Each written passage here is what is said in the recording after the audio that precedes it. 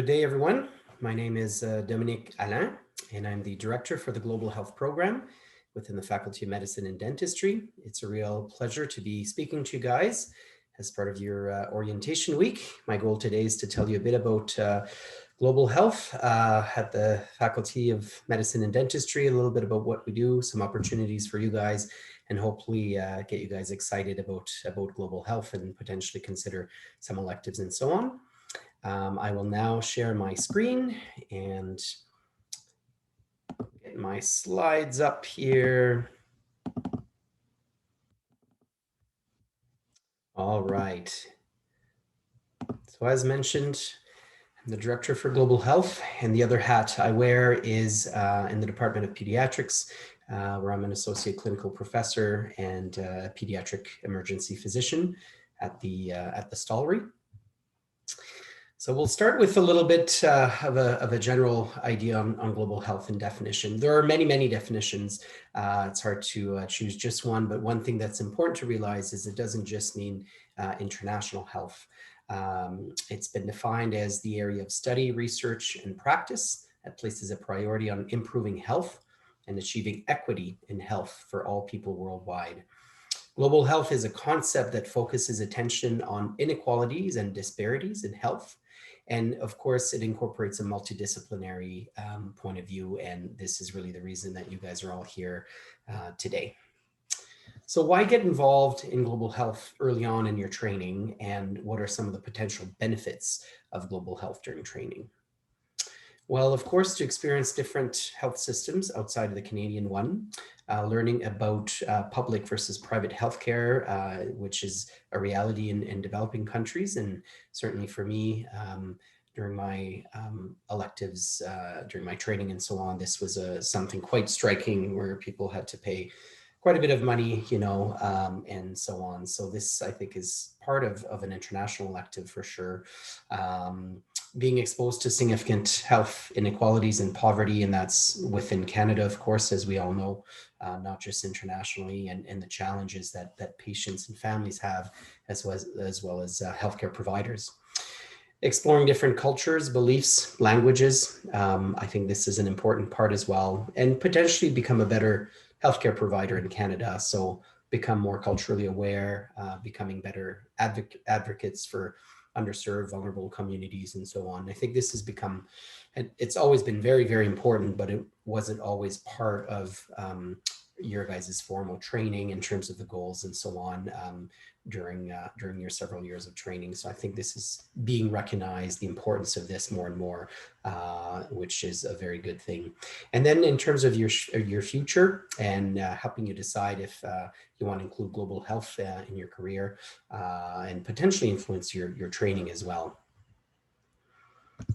So early experiences are good, and certainly in my opinion, very good, but it is also important to have good structure, supervision during your projects, whether overseas or within Canada, of course. Safety measures are in place and the right frame of mind. And I think this is really important, and many of you know this, but as a quick reminder, if you're doing some elective, whether within a remote or underserved community in Canada or internationally, as a student, and for me as a faculty member, so on, we're not there to save everyone and save the world. We're certainly not doing it to get some cool pictures or add to our CV. And we certainly don't want to contribute to medical tourism. And I think this has been discussed more and more in recent years, where it wasn't always brought up.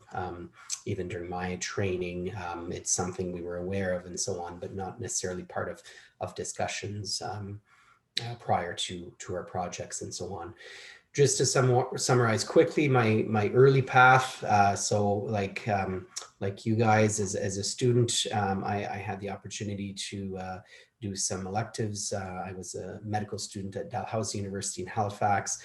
I was able to go to Guatemala on 2 different projects, and Cuba as well. We had a group of very keen medical students, and help establish a project and partnership with Cuba at the time, in the Gambia in West Africa, and then within Indigenous communities in Nova Scotia, of course, not on the international level, but looking at global health in terms of the health disparities and vulnerable populations within Canada. And I think all of this kind of helped develop my passion. And then as a pediatric resident here at the U of A, and then a pediatric emergency medicine fellow in Ottawa at the Children's Hospital there, CHEO, I was able to do some projects in Africa, Latin America, and Haiti on a few occasions as well. So there's been some great opportunities. And then following that, in the past 12 years that I've been practicing in various places. So it's really been wonderful.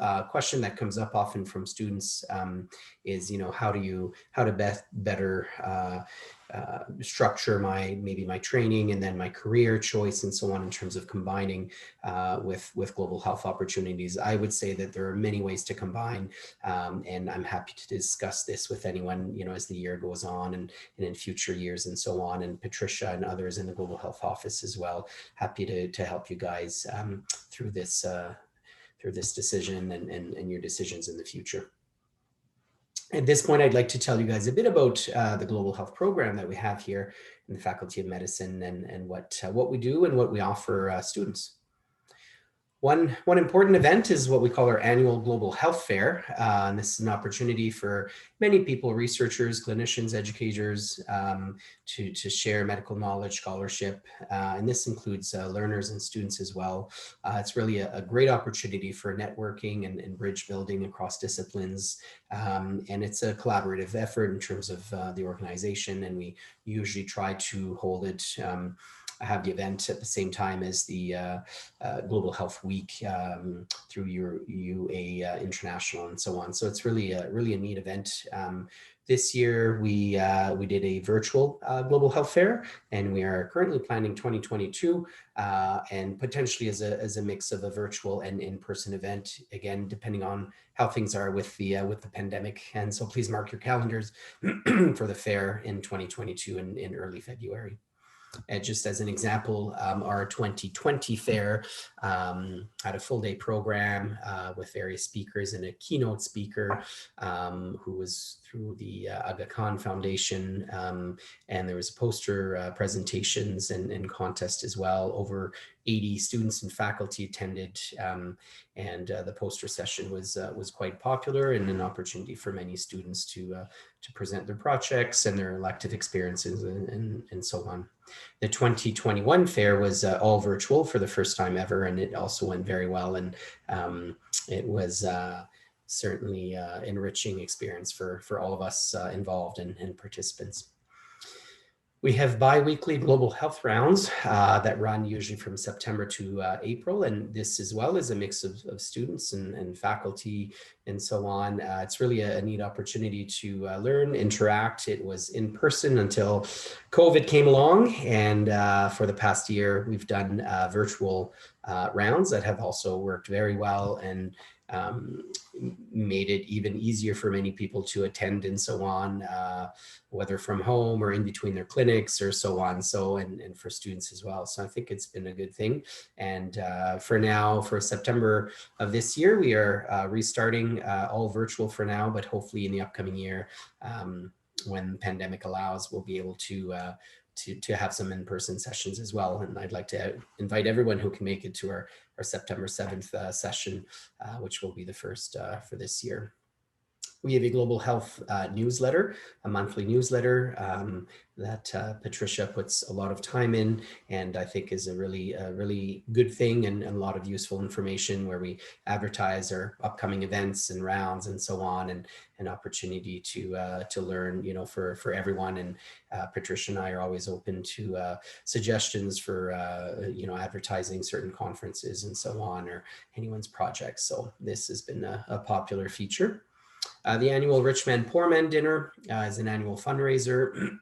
It's a partnership between a few groups. The medical student groups are very involved, and in the past we'd have a choir and jazz entertainment and so on. We always have a keynote speaker along with student presentations, a dinner and an auction. So it's really more than just a dinner. It's a whole evening. and a real neat opportunity to share experiences and be present with others who are interested or even passionate about global health in the Edmonton area, including community members and so on, not only faculty of medicine people, of course. So in March, for example, of 2019, we had close to 500 people attending, as was the case in previous years. We had to cancel the past 2 years due to the pandemic, but we are planning, hopefully, fingers crossed, that we will be able to have an in-person Rich Man, Poor Man again on March 12th. So mark your calendars of 2022.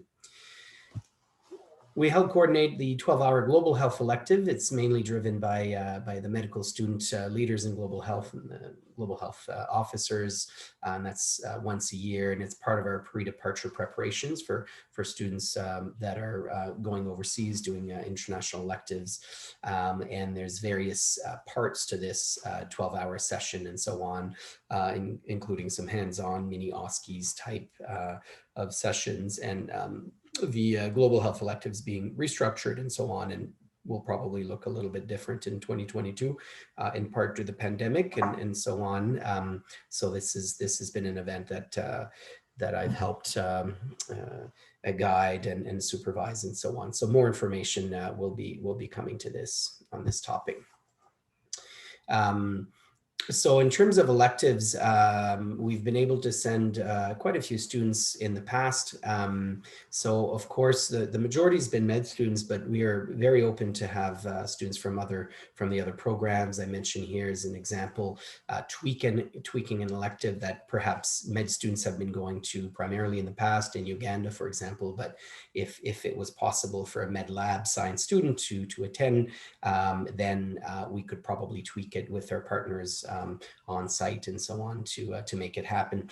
This just gives you a bit of numbers in terms of how many people have gone or that we've helped coordinate in 2019. Of course, 2020, we unfortunately had to cancel with the pandemic, but we had lots of students lined up for electives, and whether we'll be able to in 2022, nobody knows for sure, but we are starting to plan accordingly. In terms of international electives, where can students go? There's lots of options. The field stations, I'm telling you about a little bit in the next few slides. We'll get more information.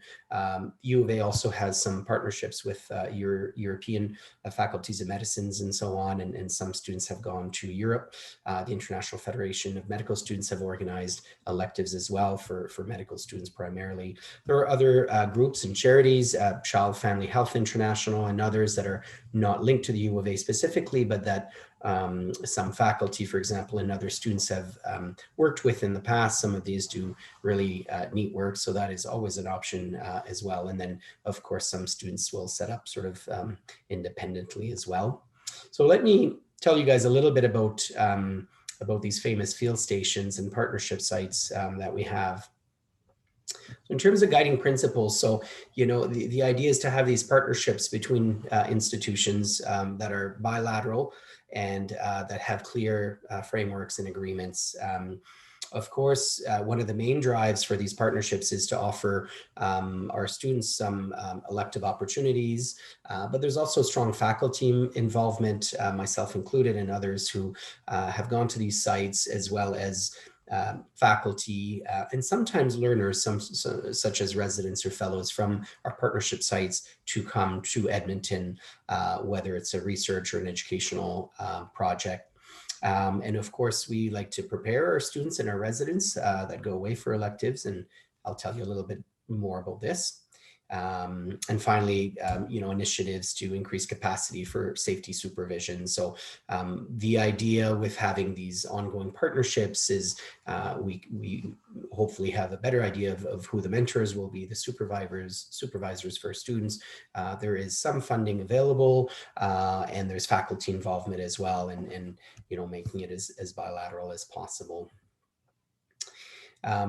Our own faculty is very active within the Faculty of Medicine, but also outside in public health and nursing, pharmacy, music, and other departments at the U of A as well. There's really a lot going on in terms of global health at the U of A. Many in our faculty have been involved in the field stations. I'll give a couple of examples. Dr. Darren Nichols, who's an emergency physician and has worked and done a sabbatical in Nepal and helped really restructure their emergency medicine at our partner site there. Dr. Michael Hawks at Pediatric Infectious Disease, very involved in Uganda and so on, as you'll hear about again. And then, as I've mentioned already, is that it's not only about us sending learners and faculty elsewhere, but it's also about coordinating and being able to receive learners at times and also faculty here to learn from their experiences and their work. So, for example, prior to the pandemic, we had 2 Ugandan physicians come in the fall of 2019. We had plans for 2020 as well, but unfortunately, this has all been put on hold for now. But we are hoping to restart this as soon as possible. Just to give a quick summary of some of the established field stations, I'm not going to go in a lot of details, but we've had a partnership with Fudan for several years in China. Within Uganda, we've had basically 3 different partnership sites in Mbarara, what's called MUST, the Mbarara University of Science and Technology. Dr. Michael Hawks has been coordinating a malaria elective in Jinja and the Kambuga Hospital as well, which has been very successful and very, very popular with medical students. And Dr. Hawks does a lot of research and has ongoing projects there, as well as Makerere University in the capital in Kampala. So personally, I've worked in Mbarara and Makerere, and these are really neat opportunities for students. We've also had residents from both sites do further training here, as well as fellows, and we've also had faculty, as I've mentioned. Nepal has been a strong partnership site for many years, specifically the Patton Academy of Health Sciences, and I was able to work there a few years ago as well, and had gone with 2 pediatric residents as well for a pediatric elective at Patton, and that had been a very good experience. We've had a partnership with Taiwan through Dr. Michael Bullard in emergency medicine, and there's a list of other hospitals and centers that we are sort of, I consider, in development, and for some of these we've had already some exchanges and learners or faculty from both sites. So Trinidad is a new one that we're looking at, the Aga Khan University in Kenya. In the Philippines, there's 2 different sites, the University of the Philippines and the Philippines General Hospital, or PGH, in Manila. I was invited to speak there a few years ago and had some very successful meetings with the dean and with others, and they're very keen in a potential partnership. We've had partnerships with Ethiopia, St. Paul's Hospital, for example, where several of our faculty had a very large child and maternal health project over 5 or 6 years and a grant, and that's been very successful. And we've also had some residents go to St. Paul's, for example, and we've had some faculty from Ethiopia. Ghana, there's a few potential partnerships there. Some of us have worked in Ghana and have been keen on developing a more formal partnership. The Stollery Children's Hospital and the Pediatric Residency has had a partnership with Ghana, and the Korlibu Teaching Hospital in the past. Peru is a newer potential partnership we're looking at, and as well as Kumasi in Ghana, which is ongoing discussions as well. So I think in the upcoming year or 2, there may be other potentials as well if you guys are interested. In terms of prerequisites, so I'm not going to go through the details of this list, but just to give you a quick idea of what's sort of required for students interested in doing an elective. Some of this applies more to an international elective, but some of it may be applicable as well to a more remote community in within Canada and the North, for example. And you'll see the 12-hour global health elective is here and so on, and a list of goals, objectives. We recommend attending a travel clinic in terms of vaccines and so on, and a project proposal if possible. And again, you will be provided more information on this, especially if you're a student interested in planning something like this. The post-elective debriefing is important. So we really try to meet with all the students after their electives for a discussion and some feedback on the elective itself, and what worked, what didn't work so well, what could be potentially improved for future electives and students going back, and as well as the preceptors and the mentors and so on. So this is a really important part of the elective. I know other programs within the Faculty of Medicine Dentistry also have lots going on. A lot of this does apply to the others, as I've mentioned. I know dentistry has had specific global health activities and long involvement. There's an annual fundraising gala that's been successful in the past and helped support initiatives. And dental students in the past have participated in 1 to 2 week international dental missions, especially in Central South America and so on. And we've had talks by some of the dentistry faculty in the past and residents about their experiences in Latin America, for example. So there's been some really neat stuff going on, neat projects. And of course, just like is the case for the medical students and the residents and others, things have been put on hold due to COVID, but we are hoping to potentially restart some of this in 2022. Plans for the upcoming year. As I've mentioned a few times, of course, we've had to restructure our projects, especially our electives, both for U of A people going away and receiving and hosting faculty and learners from elsewhere. So a lot of it has been put on hold, but we are still working on a lot of these projects and hopefully postponing potentially to 2022 and restarting things. In the meantime, we've had a major shift to virtual learning opportunities. So I've mentioned our bi-weekly global health rounds, the global health fair in February, all of which have gone virtual this year, and part of them last year as well. And so this is it's changing, right? And we're gonna work through the pandemic and see where things are at in 2022. I encourage all of you guys who are potentially interested in getting involved, to check out our website, join our listserv. You'll see our email address here in the next slide, but join our listserv so you can get all the information and the updates needed, the newsletter, our global health round starting in September, and the global health fair in early February of next year. Here is the best email address to reach both myself and Patricia. And Dr. DePledge has also recommended that I share her email for the dentistry, and I would assume the dental hygiene students as well, for dentistry specific projects and so on.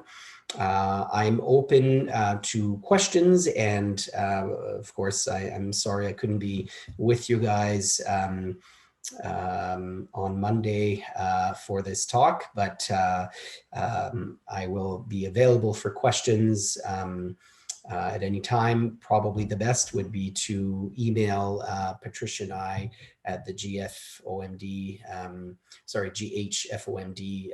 email address, maybe with your questions, and that might be the best way to get back to you guys. Thanks so much, and have a good rest of orientation week. Thank you, everyone.